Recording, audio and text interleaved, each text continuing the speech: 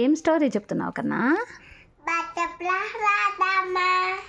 ఎవరు భక్త ప్రహ్లాద? వాళ్ళ నాన్న ఎవరు? వాళ్ళ తమ్ముడు? అమ్మో, వాళ్ళకి ఎవరంటే ఇష్టం లేదు? అమ్మో, విష్ణు అంటే ఇష్టం లేదా? అందుకని హిరణ్యాక్షుడు ఎవరిని కిడ్నాప్ చేస్తాడు?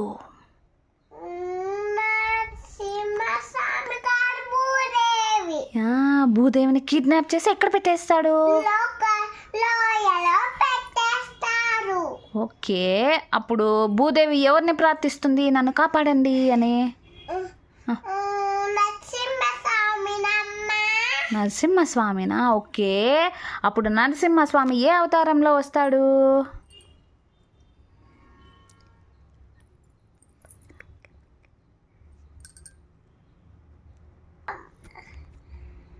ఏ అవతారము? అమ్మో, వరాహ అవతారంలోనా? వరాహస్వామి ఎక్కడి నుంచి వస్తాడు? వావ్, అప్పుడు హిరణ్యాక్షుడికి వరాహస్వామికి ఫైటింగ్ అనమాట. ఎవరు విన్ అవుతారు? అవును, హిరణ్యాక్షుడిని చంపేస్తాడు. అవునా? అప్పుడు హిరణ్యకశిపుడికి కాదు, మామూలుగా చంపేస్తాడు. అప్పుడు హిరణ్యకశిపుడికి కోపం వచ్చేస్తుంది. కోపం వచ్చేసి చాలా విద్యలు నేర్చుకొని వస్తాడనమాట. ఓకేనా? చాలా విద్యలు నేర్చుకొని తపస్సు చేసి వస్తాడు కదా. అప్పుడు హిరణ్యకశిపుడు భక్త ప్రహ్లాదాన్ని ఒళ్ళో కూర్చోబెట్టుకుంటారు. అవునా? ఒళ్ళో కూర్చోబెట్టుకొని ఏమడుగుతాడు?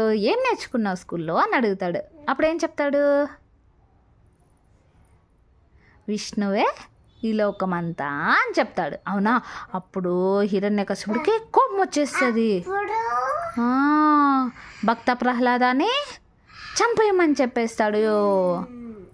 ఏనుగుతో తొక్కించమంటే ఏనుగు ఏం చేస్తుంది అప్పుడు?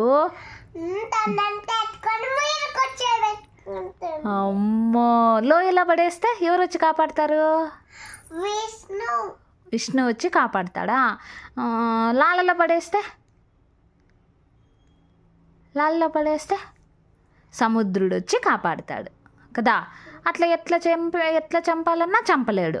అప్పుడు అందుకని ఎవరి దగ్గరికి వెళ్తాడు? వాళ్ళ చెల్లెలు. ఏం పేరు చెల్లెల పేరు? హిరణ్యకశిపుడు మౌలిక. కరెక్ట్. అప్పుడు మౌలికని భక్త ప్రహ్లాదాన్ని కూర్చోబెట్టి మంట పెట్టేస్తారు కదా, ఫైర్ పెట్టేస్తారు కదా.